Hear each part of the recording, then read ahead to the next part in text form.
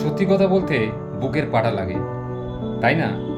আমরা অনেক সময় লক্ষ্য করে দেখি যে মানুষ অন্যায় দেখেও সহ্য করে। এই যে অন্যায় দেখে সহ্য করা, এটা কিন্তু এক ধরনের পাপ। ধরুন কসাই মুরগি কাটছে কি পাঁঠা কাটছে, আমরা সেই পাঁঠাটাকে তাড়িয়ে তাড়িয়ে খাবার জন্য দোকান থেকে কিনে নিয়ে আসছি। এই যে পাপ কর্ম দেখেও চুপচাপ থাকা, প্রতিবাদ না করা। উৎসব অনুষ্ঠানে যখন বলিদান প্রথা চলে, সেখানে কচি কচি পাঁঠাকে বলিদান করা হয়। এখনও বহু জায়গাতে সেই প্রচলন রয়েছে, যদিও প্রশাসনের তাগিদে অনেক জায়গাতে এই নিয়ম পরিবর্তন হয়েছে এবং সেখানে কুমড়ো বা অন্য কিছু বলি দেওয়া হয়। কিন্তু আগে বিশেষত রাজবাড়িতে বা কোনো বিশিষ্ট জায়গায় যেখানে মা কালীর পুজো করা হয়, মায়ের নাম করে সেখানে পাঁঠা বলি করা হতো। কচি কচি প্রাণ সেখানে অকালে ঝরে যেত, সেই মাংস ভক্ষণ করা হতো এবং এটা প্রমাণিত করা হতো, বলা হতো ব্রাহ্মণদের তরফ থেকে যে এটা করলে নাকি মা কালী তাদের প্রতি তুষ্ট হবে। এটা কখনোই নয়, মিথ্যে কথা। কোনো মা তার সন্তানের রক্ত চাইতে পারেন না। এটা ব্রাহ্মণ সমাজের একটা চাল, একটা কূটনীতি, যাতে এইটা বলে লোকেদের মনে ভয় ঢুকিয়ে দিয়ে তাদেরকে ধর্মপথে আনা যায়, তাদেরকে ধর্মভীরু করে দেওয়া যায়। কোনো পাপকর্ম করলে তার কোনো ক্ষমা নেই, জেনে রাখুন। আপনি মাছ খাচ্ছেন, মাংস খাচ্ছেন, ডিম খাচ্ছেন, অপরাধ করছেন, কিন্তু যদিও আপনি তার হত্যা করছেন না, কিন্তু আপনি যেহেতু খাচ্ছেন কিনে, তাই আপনিও কিন্তু সমভাগে সেই পাপের ভাগীদার। তাই এখন থেকে চেষ্টা করুন নিরামিষাশী হওয়ার। এখন থেকে চেষ্টা করুন জীবকে ভালোবাসা। তাদেরও বেঁচে থাকার অধিকার আছে। পৃথিবীর নিয়মে তারাও একদিন পৃথিবী থেকে বিচ্ছিন্ন হয়ে যাবে, তাদেরও বাঁচার অধিকার রয়েছে, তাদেরও আয়ু রয়েছে।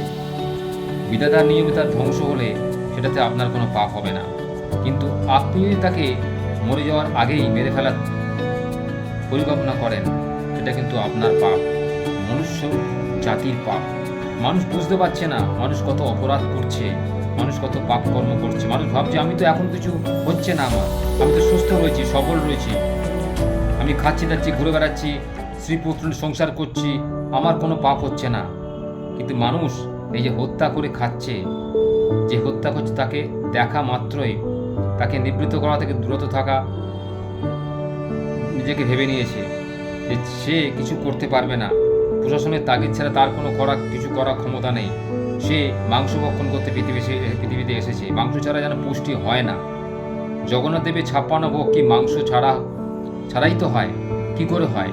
স্বয়ং মহাপ্রভু তিনি যদি 56 ভোগ শুধুমাত্র নিরামিষ আহার ভক্ষণ করতে পারেন, তা আমরা কে? আমরা তো চুনোপুটি। আমাদের কি অস্তিত্ব রয়েছে পৃথিবীতে? কেন আমরা অন্য প্রাণীর মাংস ভক্ষণ করব? কেন আমরা অন্য প্রাণী হত্যা করব? আমাদের প্রত্যেকেরই উচিত এ বিষয়ে সরব হওয়া, কারণ কলিযুগে পাপ কর্ম অত্যধিক বেড়ে চলেছে। তাই এত হাহাকার, চারিদিকে এত কষ্ট, এত দুর্ভোগ আমাদের ভোগ করতে হচ্ছে, এত রোগের প্রাদুর্ভাব বেড়েছে।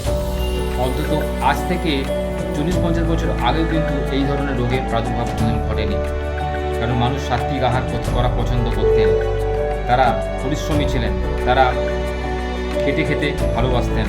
তাদের ঘরে এসি ছিল না, তারা গাড়ি চড়তেন না, তারা পদব্রজে যাওয়া আসা করছেন, তাই তারা বেশি দিন সুস্থ থাকতে পারতেন এবং বেশি দিন ধরে দীর্ঘদিন যাবৎ তারা সুস্থ শরীরে বেঁচে থাকতে পারতেন। আর আজকের দিনে একটি মানুষ 40-50 বছর অতিক্রান্ত হওয়ার পরই তার শরীরে সুগার প্রেশার বাসা বাঁধছে। কেন জানেন?